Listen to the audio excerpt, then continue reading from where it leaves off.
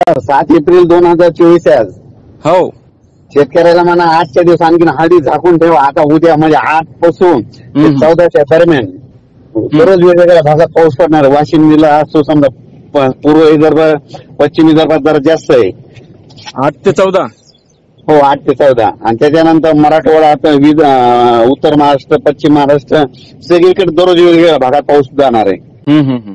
पण शेतकऱ्यांना कांदा असेल तर झाकून ठेवा, हळदीची काळजी घ्या आणि विजेपासून स्वतःचं संरक्षण करा. विजेच्या कडकडाटासह पाऊस पडणार आहे.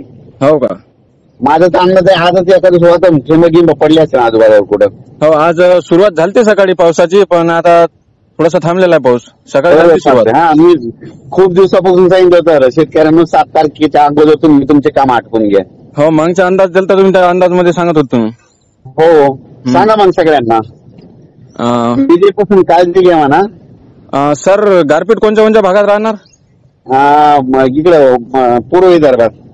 पूर्व विदर्भात कोणत्या कोणत्या जिल्ह्यामध्ये? यवतमाळ, चंद्रपूर, वर्धा, नागपूर. तुमच्या वाशिमकडे पण होईल गारपीट. वाशिम, कारंजा, यवतमाळ. हो का? सर्व दूर नाही होणार, पण थोडी थोडी होणार आहे काही भागात.